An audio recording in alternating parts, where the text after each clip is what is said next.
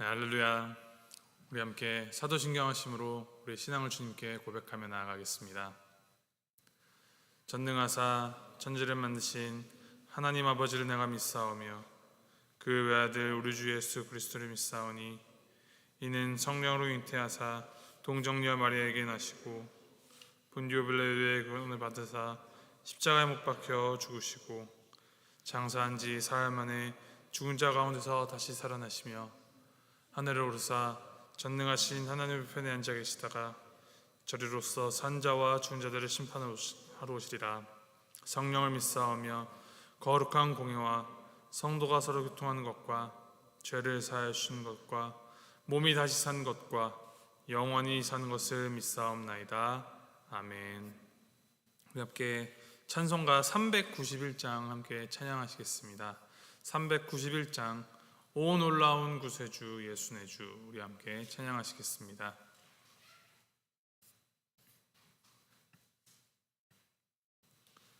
찬송가 391장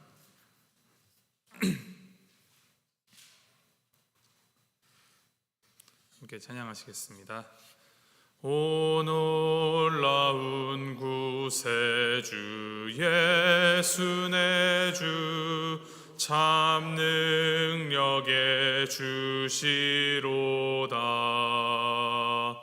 큰 바위 및 안전한 그곳으로 내 영혼을 숨기시네. 메마른 땅을 종일 걸어가도 나 피곤치 아니하며 저 위험한 곳 내가 이를 때면 큰 바위에 숨기시고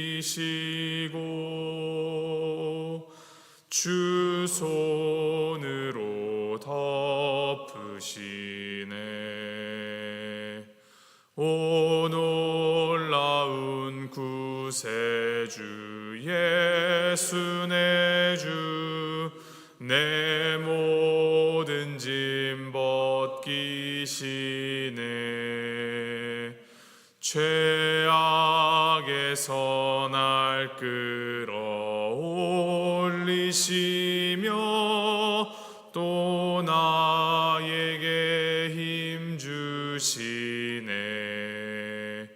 메마른 땅을 종일 걸어가도 나 피곤치 아니하며 저 위험한 곳 내가 이를 때면 큰 바위에 숨기시고 주 손으로 덮으시네. 증량 못할 은혜로 채우시며 늘 성령에 감아주사 큰 기쁨 중 주님을 찬양토록 내 믿음을 도우시네. 메마른 땅을 종일 걸어가도 나 피곤치 아니하며 저 위험한 곳 내가 이를 때면 큰 바위에 숨기시고 주 손으로 덮으시네.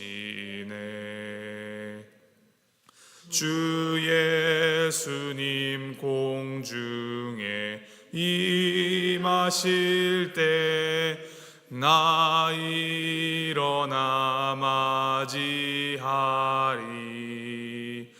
그 구원의 은총을 노래하리. 저 천군과 천사 함께 메마른 땅을 종일 걸어가도 나 피곤치 아니하며 저 위험한 곳 내가 이를 때면 큰 바위에 숨기시고 주 손으로 덮으시네. 아멘. 하나님께서 오늘 우리에게 주신 말씀은 창세기 21장 8절에서부터 21절까지 말씀입니다. 창세기 21장 8절에서부터 21절까지 말씀 우리 함께 교독하십니다. 창세기 21장 8절에서부터 21절까지 말씀 다 찾으셨으면 제가 먼저 읽도록 하겠습니다.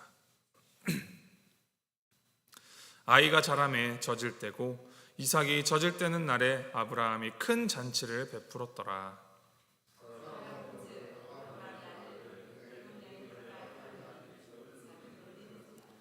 그가 아브라함에게 이르되 이 여종과 그 아들을 내쫓으라. 이 종의 아들은 내 아들 이삭과 함께 기업을 얻지 못하리라 하므로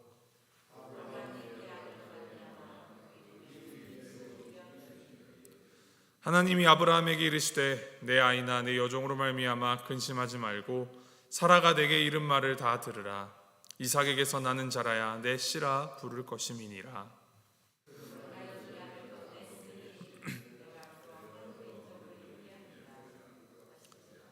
아브라함이 아침에 일찍이 일어나 떡과 물 한 가죽 부대를 가져다가 하갈의 어깨에 메워주고 그 아이를 데리고 가게 하니 하갈이 나가서 브엘세바 광야에서 방황하더니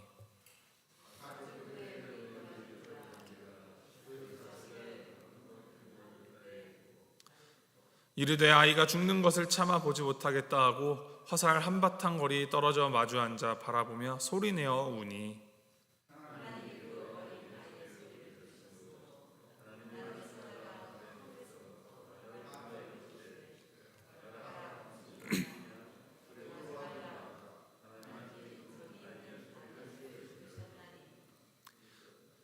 일어나 아이를 일으켜 내 손으로 붙들라. 그가 큰 민족을 이루게 하리라 하시니라.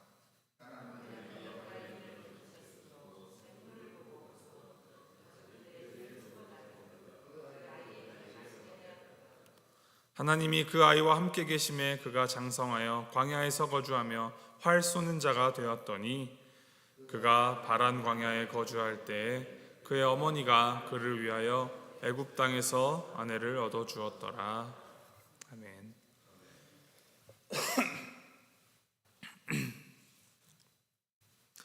오늘 본문 말씀을 보면 이제 아브라함과 사라가 하나님의 약속으로 낳은 아이 이삭이 이제 젖을 뗄 만큼 컸습니다. 그때 아버지 아브라함이 이제 젖을 떼는 날에 큰 잔치를 베풀었습니다. 이제 그냥 잔치라고 하지 않고 큰 잔치라고 하는 것으로 보아서 이 노년에 얻은 아이로 인한 기쁨이 아브라함에게 얼마나 큰지 우리가 생각해 볼 수 있습니다. 이삭이 정확하게 몇 살이었는지 우리가 알 수는 없지만 당시 이제 고대 사회는 먹을 것이 풍부하지 않고 이제 의학적으로도 갖추어져 있었던 것이 없었기 때문에 지금에 비해서 상당히 늦은 나이 한 3, 4살까지 젖을 떼지 않았을 것이다 라고 추정합니다. 또한 유아 사망률이 상당히 높았던 당시에 이 젖을 뗀다라는 것은 정말로 이만큼이나 건강하게 아이가 잘 컸다라는 정말 경사스럽고 축하할 일이었기에 아브라함이 큰 잔치를 연 것입니다. 그런데 이제 또 다른 문제가 발생합니다.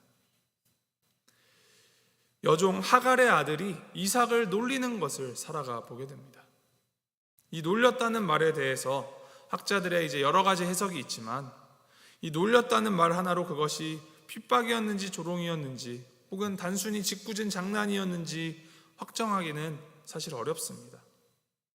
다만 이 사건은 단순히 아이들 사이의 다툼이 아니라 잠재되어 있는 그 아브라함의 가족 안에 있는 문제를 표면적으로 보여주는 역할을 합니다. 기록에 따르면 이제 아브라함이 86세에 이스마엘, 하갈로부터 이스마엘을 얻었다 하니 이제 이삭과 이스마엘은 14살 정도 나이 차이가 났을 것입니다. 이제 14살, 이제 4살 정도 우리가 이삭이 되었다고 생각을 한다면 이스마엘이 한 18살 정도 되는 것이죠. 성인이 되기를 앞둔 이 서자의 아들이 이제 갓 젖을 땐 적자의 아들을 괴롭히는 것입니다. 그냥 놀아주면서 놀린 것이 아니라 심한 핍박과 학대였을 가능성이 매우 큽니다. 그냥 태어난 동생이 아니라 아버지의 모든 것을 원래 내가 물려받으리라 생각하였던 그 서자의 앞에 정말 말도 안 되게 기적적으로 이 본처인 90세의 사라가 아들을 낳음으로 이 자신이 꿈꾸고 생각했던 모든 것을 이제 갖지 못하게 되었다라는 것에 대한 분풀이를 하였을지도 모르겠습니다. 이에 사라가 하갈과 이스마엘을 쫓아내야 한다, 추방해야 한다 합니다. 하갈을 아브라함에게 주어서 아들을 낳게 한 것이 사라였지만 이제 사라는 하갈과 이스마엘을 쫓아내라 합니다. 사라가 그들을 쫓아내라고 한 이유는 이제 이스마엘이 이삭과 함께 상속을 받지 못하게 하기 위한 것임을 말하고 있습니다. 이제 당시의 고대 문건을 보면은 법적으로 관행적으로 이 정부인이 낳은 아들의 상속권은 종의 아들의 상속권보다 훨씬 더 우월하게 작용을 했습니다. 그래서 사실은 사라가 굳이 그렇게 그들을 쫓아내지 않아도 모든 것은 이삭이 상속받는 것으로 이미 보장되어 있었습니다. 사라가 이 상속의 문제로만 그렇게 말한 것이 아니란 것을 알 수가 있습니다. 하갈이 이스마엘을 임신하였을 때 그 여주인 사라를 멸시하였고 이제 그 아들이 자신의 아들을 놀리고 있는 것을 본 것입니다. 그런데 이 모습을 우리는 조금 더 보다 입체적으로 보아야 할 필요가 있습니다. 그저 단편적으로 사라를 착한 선, 하갈과 이스마엘을 악으로 규정하고 이분법적으로 나누어 볼 수는 없습니다. 하갈과 이스마엘이 등장하게 된 것이 하나님의 약속을 신뢰하지 못한 사라 그리고 아브라함의 불신앙 때문이었습니다. 그저 임시방편이 아니라 아브라함은 진짜로 이스마엘을 통하여서 하나님의 약속이 이루어지리라라고 14년간 그렇게 믿어왔습니다. 그것을 엿볼 수 있는 것이 이 이스마엘이라는 이름인데 히브리어로 이제 쉐마라는 뜻의 듣다라는 그 단어를 사용하여서 하나님이 들으신다라고 그렇게 아들이 이름 지은 것입니다. 인간의 불신앙으로 인간의 이 무지하고 참을성 없는 행동의 결과로 어그러졌던 이 관계가 마치 처음 시작점에서는 같이 있었는데 각도가 약간 빗나간 두 개의 직선이 뻗으면 뻗어나갈수록 서로 멀어지고 대치하게 되는 것처럼 엉망이 되어서 서로에게 상처를 남깁니다. 단순히 단면 하나만 보고 선과 악을 나누고 네 편, 내 편을 나누어 싸우는 것은 지극히 인간적인 매우 모자란 생각입니다. 아브라함이 이 하갈과 이스마엘을 내보내는 것에 대해서 매우 근심한다 말씀에 기록하고 있습니다. 결국 이 문제를 이 어그러진 모습을 보고 수습하시고 회복하시는 것 또한 하나님이십니다. 12절과 13절 말씀에 이렇게 기록합니다. 하나님이 아브라함에게 이르시되 내 아이나 내 여종으로 말미암아 근심하지 말고 사라가 내게 이른 말을 다 들으라. 이삭에게서 나는 자라야 내 씨라 부를 것임이니라. 그러나 여종의 아들도 내 씨니 내가 그로 한 민족을 이루게 하리라 하신지라. 하나님께서는 아브라함에게 근심하지 말고 사라의 말을 들으라고 하십니다. 사라가 말한 것처럼 하갈과 이스마엘을 이제 내쫓으라 말씀하십니다. 어떤 면에서 보면은 하나님께서 이 사라의 손을 들어주는 것처럼 보일 수도 있습니다. 그러나 그렇지 않습니다. 하나님께서는 이삭이 태어나기 전부터 이스마엘이 있음에도 이삭과 언약을 맺을 것이다 라고 반복하여서 말씀하셨습니다. 그리고 이삭에게서 나는 자라야 넷이라 부를 것임이라 라고 하시며 그 이유를 분명하게 밝히십니다. 하나님께서는 이삭의 자손만 아브라함의 자손이라 부를 것이다 라고 하시는 것이죠. 왜 그렇게 하실까요? 이스마엘은 악하고 이삭은 선하기 때문도 아니고 이스마엘보다 이삭의 믿음이 더 좋아서도 아닙니다. 그것은 단지 이스마엘은 하나님께서 낳게 하신 자식이 아니었고 이삭은 하나님께서 주신, 하나님이 낳게 하신 자식이었기 때문입니다. 하갈을 통하여 낳은 이 이스마엘도 아브라함의 자손이긴 하지만 하나님의 언약에 따른 하나님께서 주신 자식은 이삭입니다. 이미 생리가 끊어져 아이를 낳을 수 없는 그 사라의 태에 생명을 주셔서 낳게 하신 이삭이기에 이삭은 하나님이 주신 자식이다라고 분명하게 말할 수 있습니다. 하나님께서는 누가 옳다, 누가 잘못했다라는 식의 판단을 하지 않으셨고 자신의 그 언약의 결과가 무엇인지를 말씀하시는 것입니다. 하나님께서는 아브라함의 아들 이스마엘을 향한 그 마음과 인간적인 도리를 무시하지 않으셨으며 사라의 괴로움과 이 가족 안의 분열 또한 간과하지 않으셨습니다. 그러면서 무엇보다도 하나님은 그것들을 다 뛰어넘어서 하나님께서 하신 그 언약의 결과가 무엇이며 또 그것이 성취되어 가도록 특단의 대책을 주시는 것입니다. 그래서 하나님께서 주신 아들 이삭과 그의 혈통을 통하여서 그 하나님의 영원하신 언약을 성취하셔서 이삭을 통해 야곱을 낳게 하시고 이어서 유다 그리고 후에 예수 그리스도까지 그 언약을 이어가 구원을 이루십니다. 이 말은 사라의 괴로움의 목소리를 들어서 하갈과 이스마엘을 내쫓으신 것이 아니라 이미 이 시점부터 예수 그리스도의 오심을 계획하시어 그 뜻을 아브라함의 가족 안에 질서를 세워주시고 하나님이 아브라함과 맺으신 그 언약을 이루어 가신 것입니다.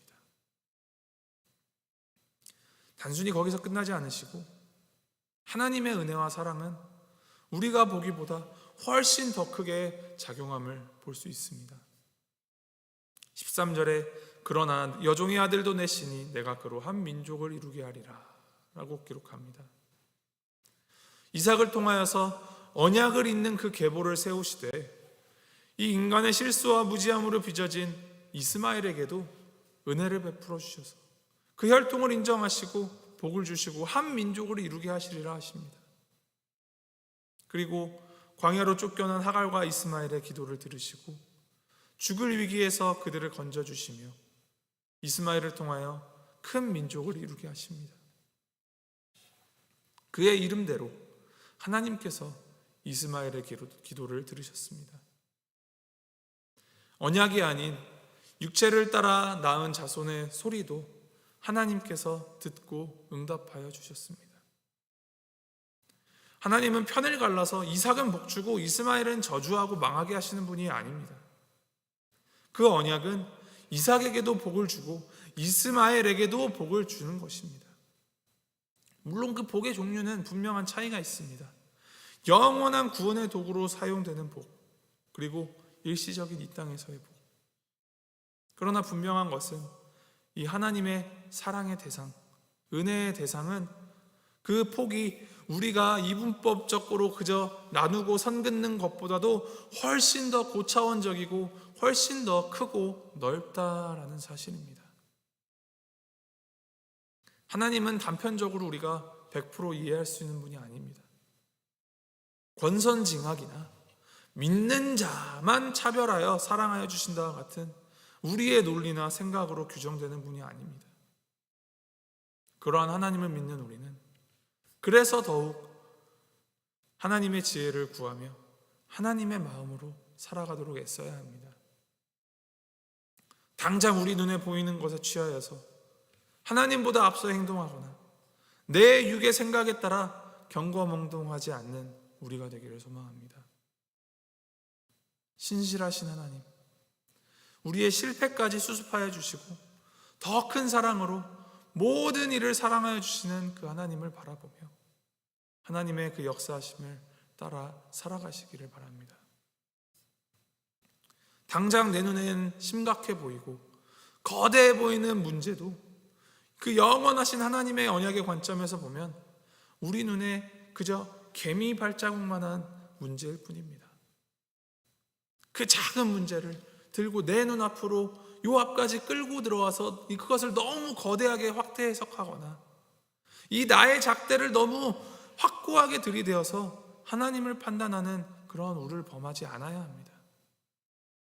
그리고 아브라함과 이삭의 때부터 그 이전부터 신실하게 우리를 사랑하여 주시는 크고 넓으신 그 주님의 품, 영원하신 그 주님 주신 언약을 바라보며 주님의 눈으로 우리의 삶을 바라볼 때 우리의 삶이 주님께서 원하시는 삶으로 살아갈 수 있게 됩니다.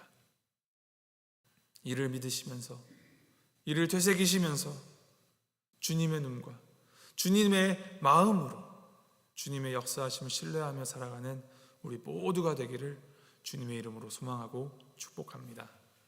우리 함께 기도하시겠습니다.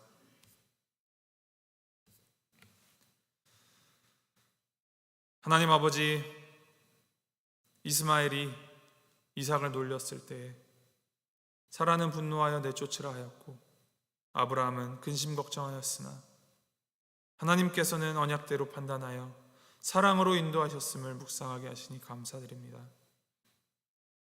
하나님, 우리의 삶의 크고 작은 문제와 크고 작은 사건들을 인간적인 관점으로만 보고 판단하지 않게 하여 주시고 그 너머에 하나님의 그 영원한 뜻, 하나님의 거대하신 사랑을 우리가 기억하며 예수 그리스도를 통하여 언약을 이루어 주신 주님의 그 섭리와 신실하심을 볼 수 있도록 우리에게 믿음을 허락하여 주시옵소서. 당장 내 눈앞에 있는 문제에 휘둘리는 것이 아니라 영원하신 하나님을 바라보며 그 언약에 붙들려 살아가는 그러한 삶을 살아가는 우리가 되도록 주님 은혜를 베풀어 주시고 우리와 함께하여 주시며 인도하여 주시옵소서. 감사드리며 우리 주 예수 그리스도의 이름으로 기도하였습니다. 아멘. 하늘에 계신 우리 아버지여, 이름이 거룩히 여김을 받으시오며 나라의 마옵시며 뜻이 하늘에서 이룬 것 같이 땅에서도 이루어지이다. 오늘날 우리에게 일용할 양식을 주옵시고 우리가 우리에게 죄 지은 자를 사하여 준 것 같이 우리의 죄를 사하여 주옵시고 우리를 시험에 들게 하지 마옵시고 다만 악에서 구하옵소서. 대개 나라와 권세와 영광이 아버지께 영원히 있사옵나이다. 아멘.